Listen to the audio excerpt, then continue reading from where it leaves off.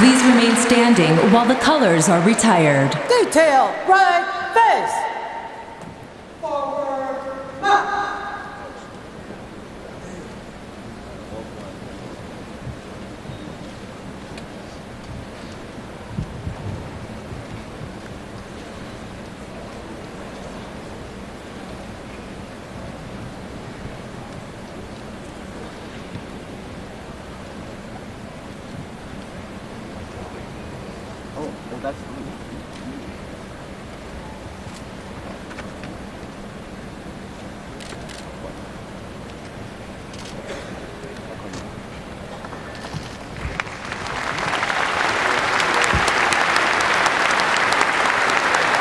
Ladies and gentlemen, please give a warm welcome to our Speaker of the House of Representatives and the permanent chair of the convention, Paul Ryan of Wisconsin.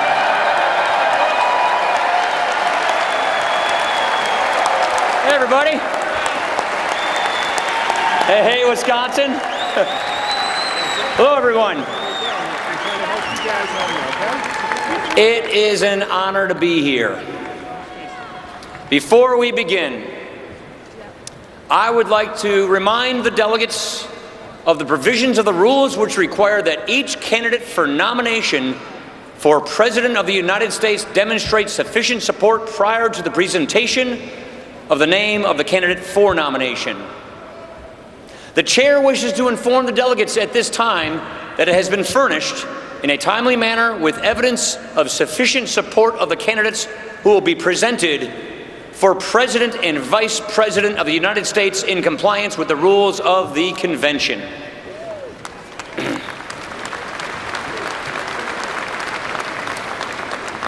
Also, as prescribed under the rules, the total time for nominating speeches and seconding speeches for any candidate for President or Vice President shall not exceed 15 minutes.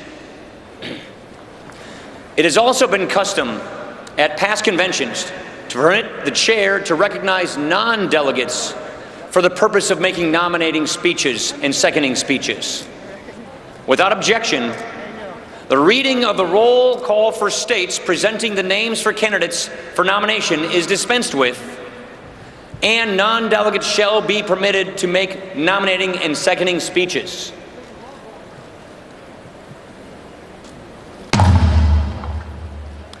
The chair now recognizes the Senator from Alabama, Jeff Sessions, for the purpose of nominating. Please give him a warm welcome.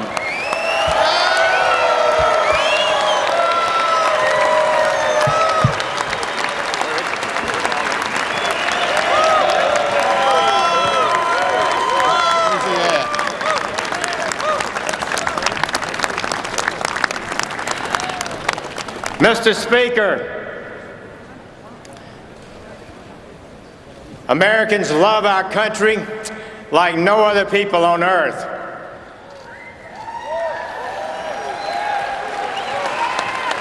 But we have gotten off course, and the American people know it. Our political system is not working. We operate like the trench warfare battles of World War I, where hundreds of thousands die, but no ground is gained. Good Americans will stand for this no longer. They want the political games, the posturing, and the show votes to end. They want their country on the right track again. Median incomes have declined. Terrorist attacks are increasing. Respect for America has fallen. Crime is rising. And the president, he blames the police. The president does not lead. Congress is deadlocked. The political, corporate, and media establishments, they say, calm down. Don't overreact. Don't be politically incorrect. Unstated is a threat. If you persist in your complaints, we will attack you. But this time, it's different. One man, Donald Trump, was not intimidated. He would not be silenced. He spoke the truth. He gave voice to the people's concerns. He said that the hype trade deals have hurt America and her people, that our border must be secure, that our nation must be strong, that we must defeat the terrorists who threaten us, that we must restore law and order and support our courageous law enforcement officers.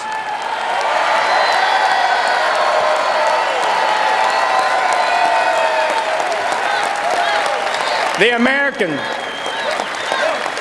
American voters heard this message, and they rewarded his courage and his leadership with a huge victory in our primaries. He dispatched one talented, fine candidate after another. Momentum continued to grow. A movement started. Democrats and independents responded. He received far more primary votes than any Republican candidate in history.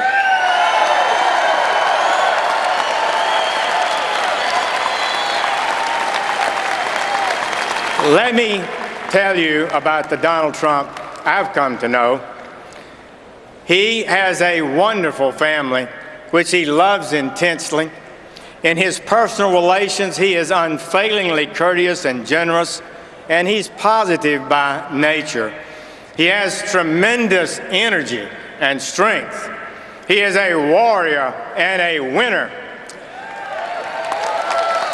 He loves his country and is determined to see it be a winner again. I have been proud of this party and its principles since I was a teenager. It is not given to us to know the future. I certainly don't. But I came to believe some months ago that Donald Trump is the singular leader that can get this country back on track.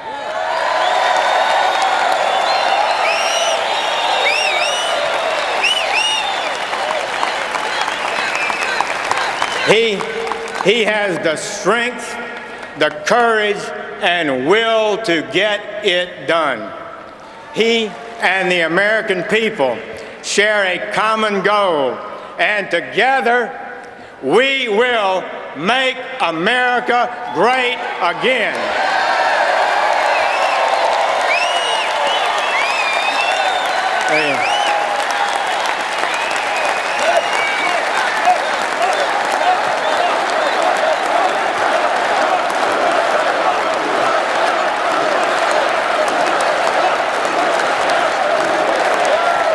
Mr. Speaker, it is my distinct honor and great pleasure to nominate Donald J. Trump for the office of President of the United States of America. Thank you, and God bless.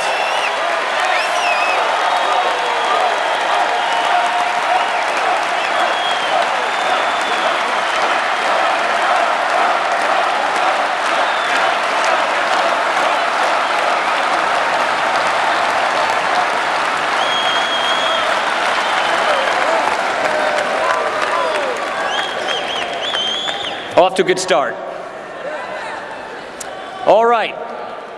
The chair now recognizes the delegate and congressman from the state of New York, Representative Chris Collins.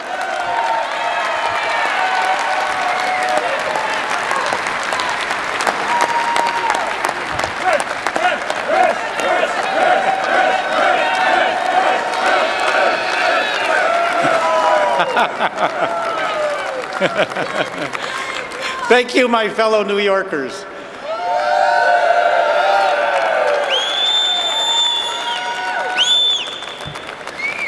Speaker Ryan, thank you for your introduction.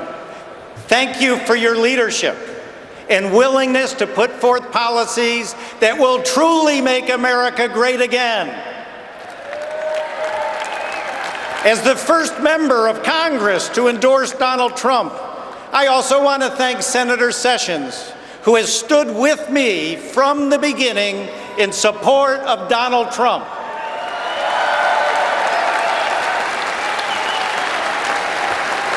I proudly represent Western New York, which has been devastated by unfair trade deals, allowing countries like China and Mexico to steal our jobs, robbing our children of the opportunity to live the American dream. The stakes in this election cannot be overstated. We will either make America great again or we will travel down a path to a third Obama term.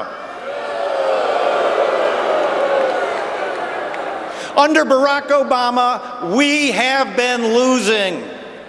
The federal government tramples on our rights. Our allies can no longer depend on us. Our enemies defy us. Our country has no borders, and China and Mexico continue to steal our jobs. Enough is enough. It's time to take back our country, the great United States of America.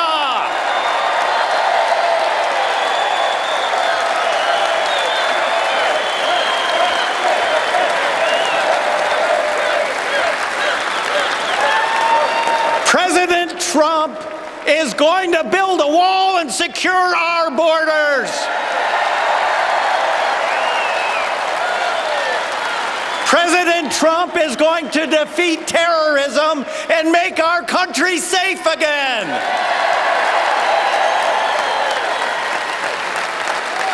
President Trump is going to bring back our stolen jobs. We in Western New York know Donald Trump is not merely a candidate. Donald Trump is a movement. That is why, Mr. Speaker, I have the honor of seconding the nomination of Donald J. Trump as the next President of the United States of America.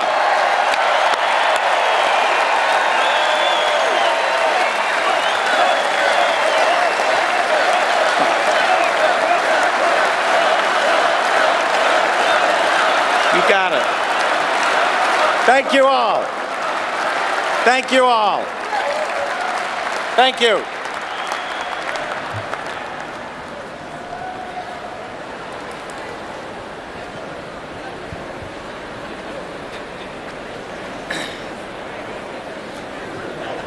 The chair now recognizes the delegate from South Carolina, Lieutenant Governor Henry McMaster.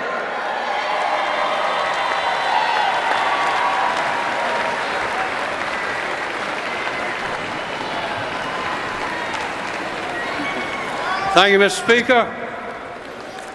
Hello, delegates. Isn't this wonderful?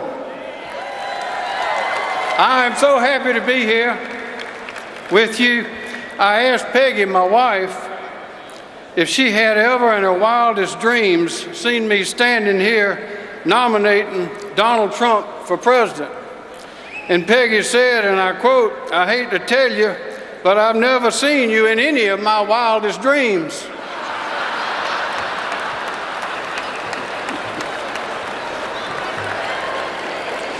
Well, ladies and gentlemen, this is not a dream.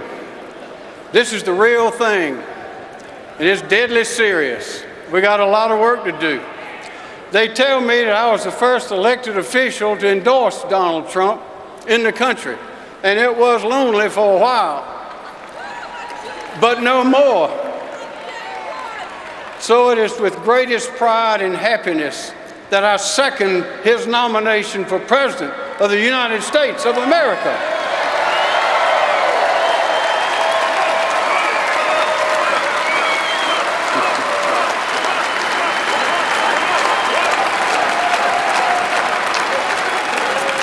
Yes.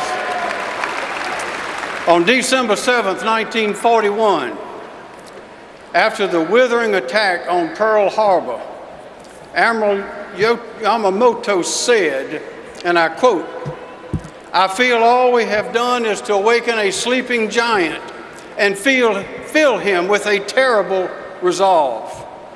Well, ladies and gentlemen, he was right.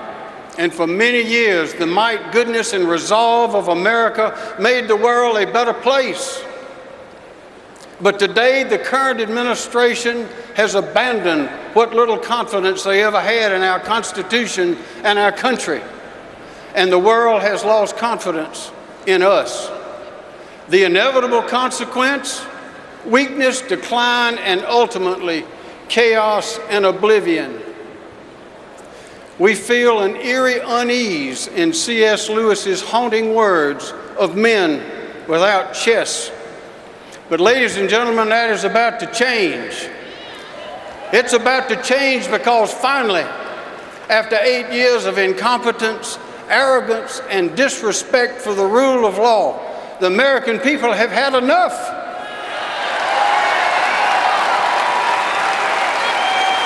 I've had enough. You've had enough. We've all had enough.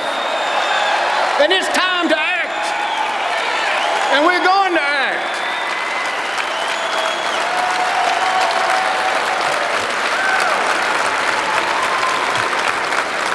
The sleeping giant of the American spirit has been awakened and is sounding the tocsin to make America great again.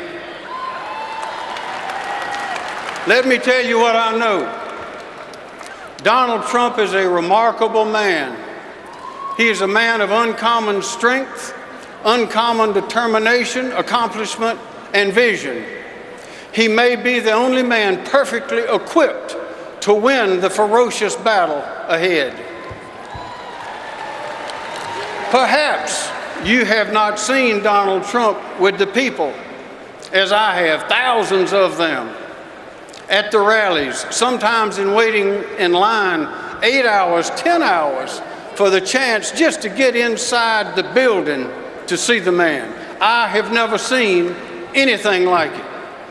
Perhaps you've not heard the people, the men, the women, the old, and the young, crying, "We love you, Donald," and him answering, "I love you too," as he autographs every book, photograph, cap, and T-shirt thrust his way, all the while smiling and posing for countless photographs. You must have glimpsed this tenderness last night with Melania.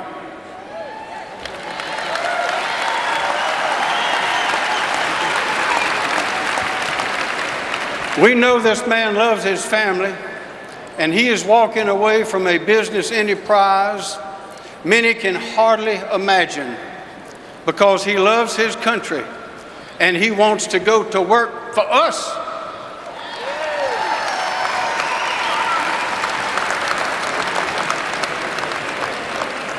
Yes, we are awakened, and we are filled with a furious resolve to fight and to win for our children and their children and their children and for the world.